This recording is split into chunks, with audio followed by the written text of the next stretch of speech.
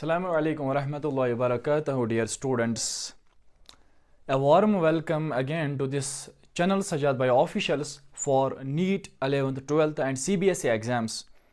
बेटे आपको पता है कि हम यहाँ पे सारी बायोलॉजी डिस्कस करने वाले हैं, 11th पोर्शन भी और 12th पोर्शन भी। सारा एनसीईआरटी का एक एक कंसेप्ट यहाँ पे हम डिटेल्ड पढ़ेंगे, कोई कंसेप्ट नहीं छोड़ेंगे। तो बेटे आपको आज तक पता है हमने बायोमोलिक्यूल्स के ऑलरेडी 4 लेक्चर्स डाले हुए हैं और उन चार लेक्चर्स में हमने पहला लेक्चर जो था वो दिया था इंट्रोडक्टरी लेक्चर, दूसरा, तीसरा और फोर्थ वन जो लेक्चर था वो इन्हीं पे था, प्राइमरी सेकेंडरी मेटाबोलाइट्स। हमने अमीनो एसिड्स को अच्छी तरह से विद क्लासिफिकेशन एक्सप्लेन किया था। तो बेटे आज हम पहला मैक्रो बायोमोलिक्यूल प्रोटीन उठाने वाले हैं। तो आप सभी हेडिंग देंगे अपनी कॉपीज पर, कॉपियों की तरफ नज़र, स्क्रीन की तरफ नज़र, कलम हाथ में स्टार्ट कीजिए। और पहला यहाँ पे हमारे पास जो आज टॉपिक होने वाला है दैट्स प्रोटीन्स।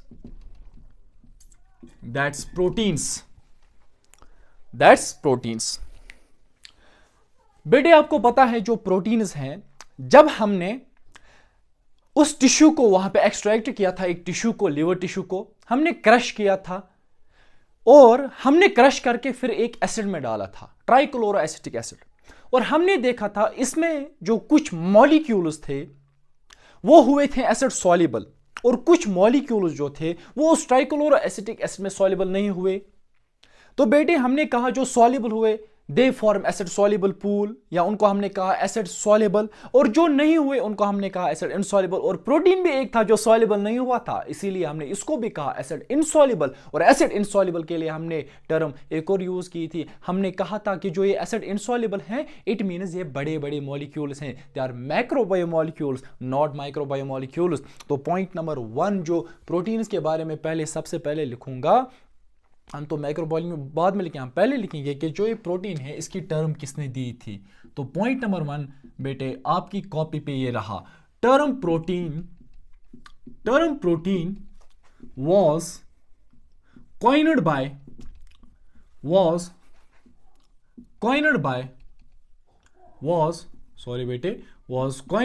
कौन? Term protein was coined by कौन? सर क्या है मैक्रोबायोमोलिक्यूल्स? हाँ बिल्कुल सही सोच रहे हो। Next point, they are macrobiomolecules. Sir अगर मैक्रोबायोमोलिक्यूल्स है तो क्या एसिड सॉल्युबल है कि एसिड इनसॉल्युबल है? आपको पता है, खुद बताइए। हाँ सही सोच रहे हैं, दे आर एसिड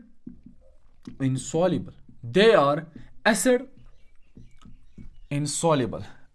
अब नेक्स्ट पॉइंट यहां पे ख्याल रखिएगा, सर कहां से बने प्रोटीन्स? बचपन से आप पढ़ते आ रहे हैं प्रोटीन्स जो हैं इनके जो प्रीकर्सर्स हैं they are amino acids. Proteins बनते हैं अमीनो एसिड से।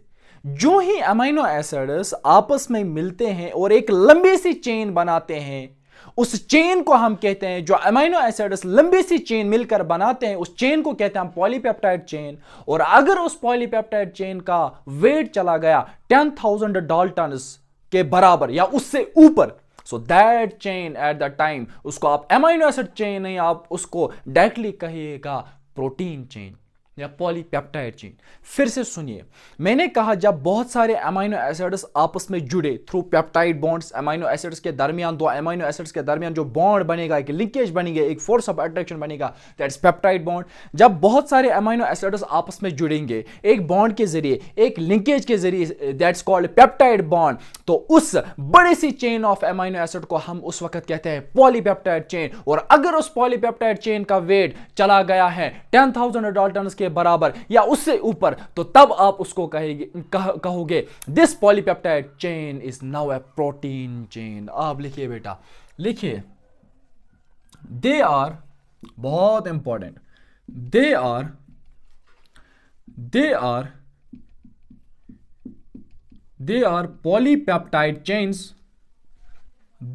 polypeptide chains बहुत सारे अमीनो एसिड्स के मिलने से बने हुए हैं। They are polypeptide chains with molecular weight with molecular weight equal to or more than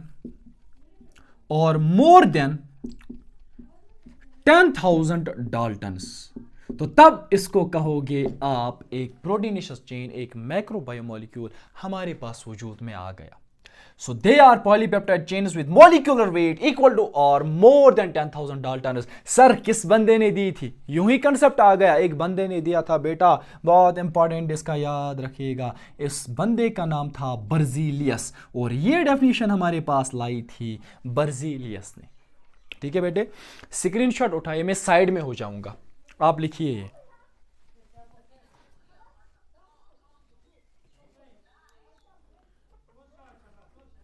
चलिए भाई, चलिए भाई,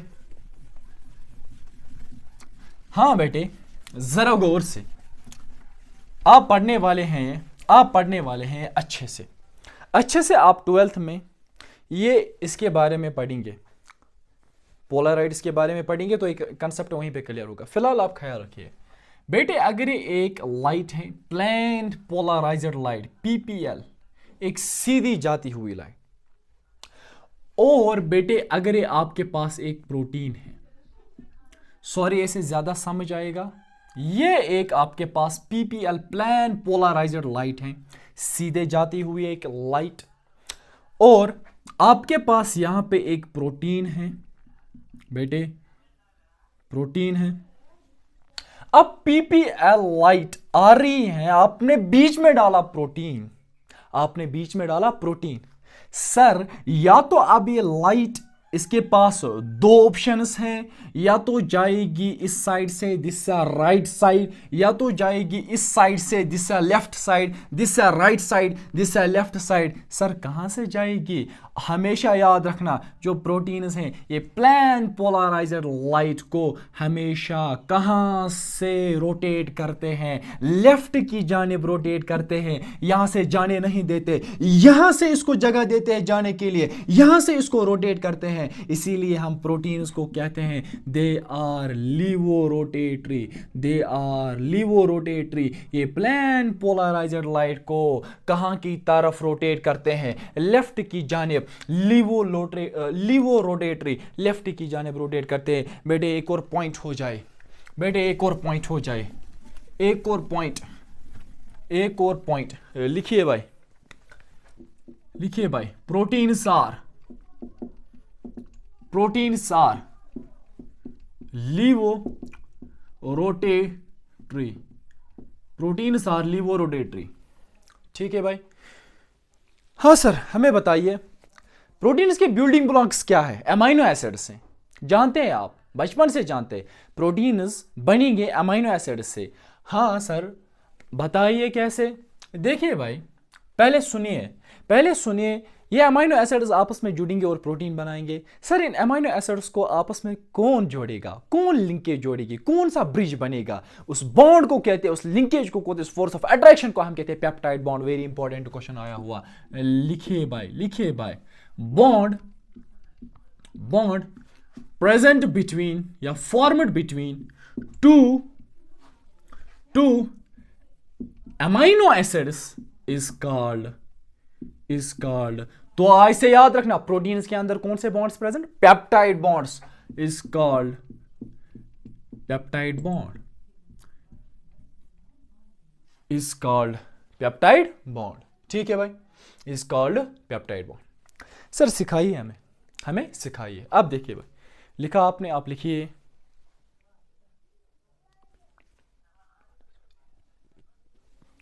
अब चलिए भाई, अब चलिए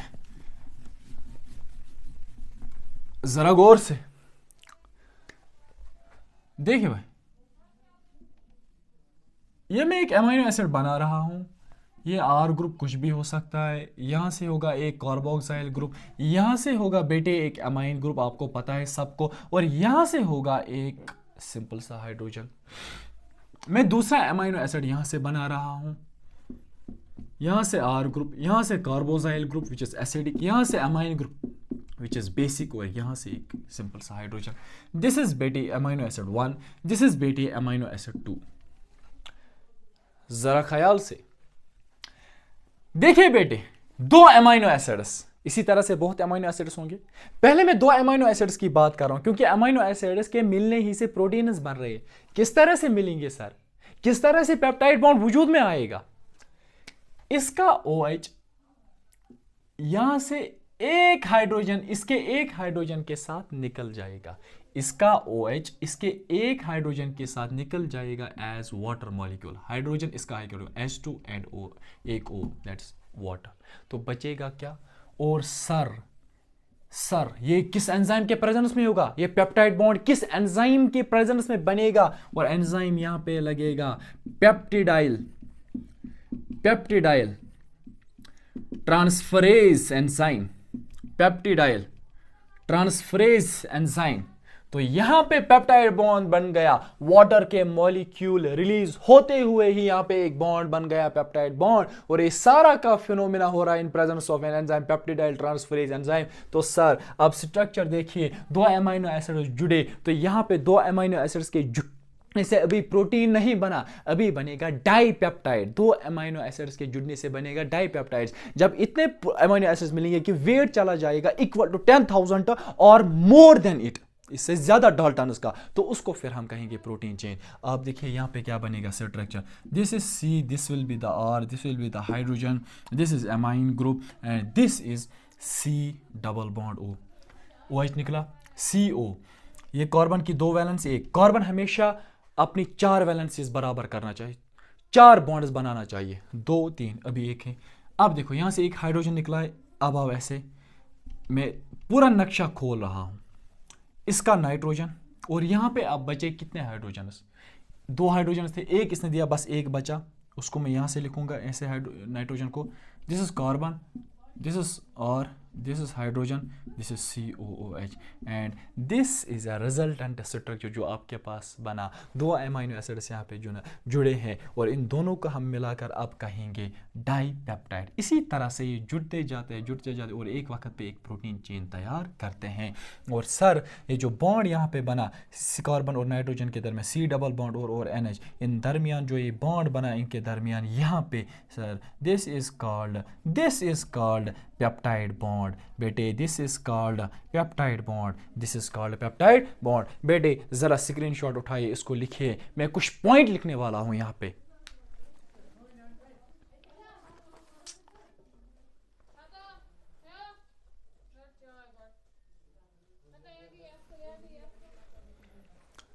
हाँ बेटे पहले इधर नजर रखिए, आप एक और बात याद रखना, यहां से जो ये वाला ग्रुप है और यहां से जो लास्ट में ये वाला ग्रुप है, आप मानिए ये पहला अमाइनो एसिड है और ये दूसरा और ये लास्ट अमाइनो एसिड है, और इनके बीच में बहुत सारे अमाइनो एसिड्स लगे हुए हैं। इसी तरह से होगी ना, एक तो होगा पहला अमाइनो एसिड और होगा लास्ट। यहां पे तो हमारे पास 2 ही अमाइनो एसिड, तो इसको पहला मानिए, इसको दूसरा मानिए। अब देखिए तो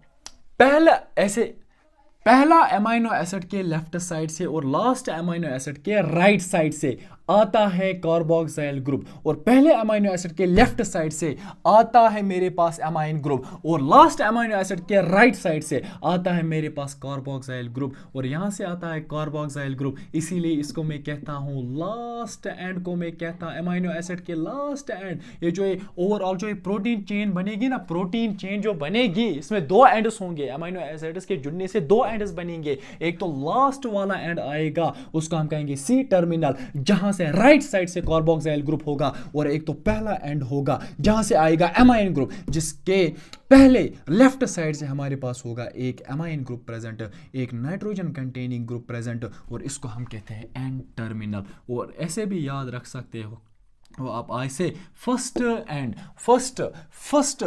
point of protein chain is called N terminal and last point of this protein chain is called C terminal। बेटे याद रखिए C terminal यहाँ से कार्बोक्सिलिक ग्रुप है, N terminal यहाँ से नाइट्रोजनस ग्रुप है। अब लिखिए बेटे इसको,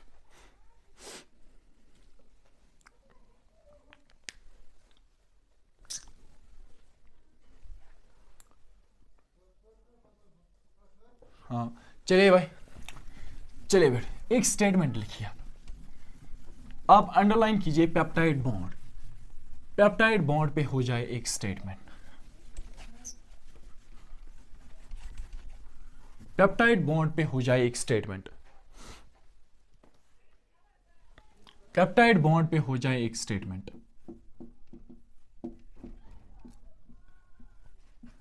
लिखिए भाई, अब खुद बताओ क्या हुआ peptide bond. Bond formed between NH2 और amine group of one amino acid and COOH group, और इसको हम कहते हैं carboxyl group of another amino acid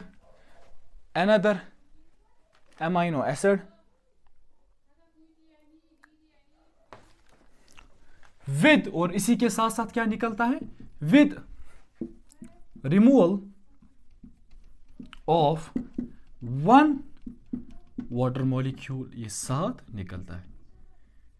हाँ, क्या हुआ पेप्टाइड बॉन्ड, ऐसा बॉन्ड जो बने between amine group of one amino acid with carboxyl group of another amino acid, और साथ ही में वहां पे रिलीज क्या हो, एक वाटर मॉलिक्यूल। बहुत इंपॉर्टेंट, बहुत इस पे नजर रखिएगा।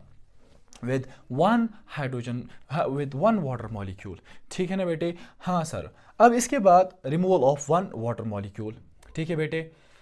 तो चलिए भाई, और ब्रैकेट में आप उसका स्ट्रक्चर भी लिखिए। This was peptide bond, this is structure of peptide bond, this is structure of peptide bond. चलो उठाए स्क्रीनशॉट इसका। हाँ, अगर मैं छोटा सा पॉइंट यहां पे ऐड करूं, अब आपको पता चला प्रोटीन्स किन से बनते हैं, अमीनो एसिड से। एक छोटा सा पॉइंट, आसान सा लेकिन बहुत इंपॉर्टेंट, क्वेश्चन आया हुआ, लिखिए भाई, लिखिए। प्रोटीन्स किन से आप बनते हैं, अमीनो एसिड से। अब लिखिए, अमीनो एसिड्स आर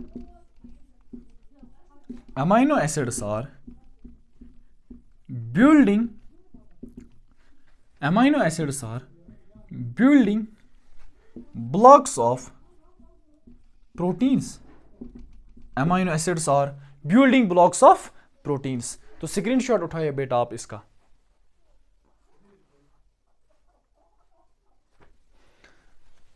तो चलिए बेटे,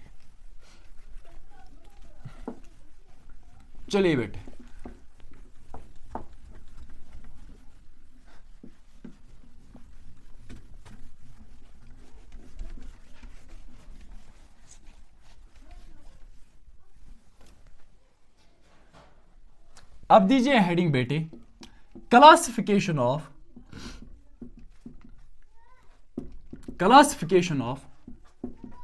प्रोटीन्स। हम प्रोटीन्स की क्लासिफिकेशन करेंगे, ठीक है ना। 3 क्लासिफिकेशन यहां पे हमें मिलेंगी प्रोटीन्स।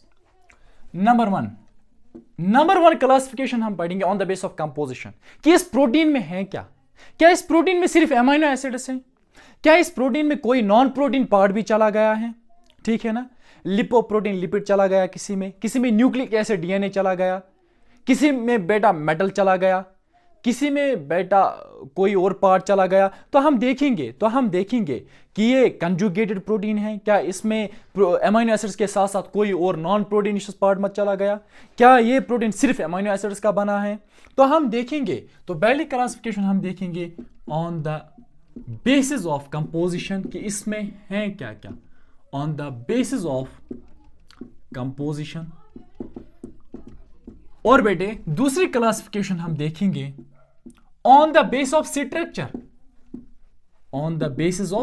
कि इसका स्ट्रक्चर कैसा है, on the base of structure, कि इसका स्ट्रक्चर कैसा है, प्राइमरी लेवल है, सेकेंडरी लेवल है, टर्शियरी लेवल है, क्वार्टरनरी लेवल है, देखेंगे सारा कुछ देखेंगे।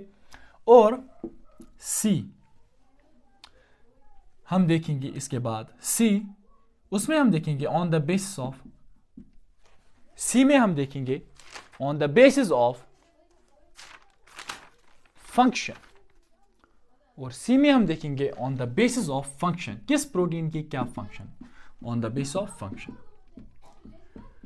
तो बेटे इंशाअल्लाह नेक्स्ट लेक्चर में मैं आऊंगा क्लासिफिकेशन नंबर 1 को लेकर, that's on the basis of composition. तब तक आप इस प्रोटीन की जनरल इंट्रोडक्शन को नज़र मारिएगा, यहाँ से सारे कॉन्सेप्ट उसको आप रिवाइज किएगा, इस प्रोटीन पे होल्ड बनाएगा। अब उसके बाद क्लासिफिकेशन बहुत इजी होगी। हम पढ़ेंगे पहली classification on the base of composition, बहुत इंपॉर्टेंट है और आपको याद होना चाहिए। यहाँ पर ज़्यादा क्वेश्चंस आएंगे on the base of structure. NCERT ने सबसे ज़्यादा बात यहाँ पे की है, इसको हम बहुत अच्छे से पढ़ने वाले हैं। तो बेटे मैंने ये लेक्चर आज बनाया था इंट्रोडक्टरी लेक्चर ऑन प्रोटीन्स पे, बहुत इंपॉर्टेंट लेक्चर है, इसको नज़र मारिएगा ताकि मैंने कहा इससे आपके कंसेप्ट्स क्लियर हो प्रोटीन्स के बारे में, क्या होते हैं प्रोटीन्स, किस तरह से बनते हैं, क्या होते हैं, लिवोरोटरी हैं या और कुछ हैं, और प्रोटीन्स के बारे में हमें किसने कहा था और प्रोटीन्स की टर्म किसने दी थी। तो it was a general introduction.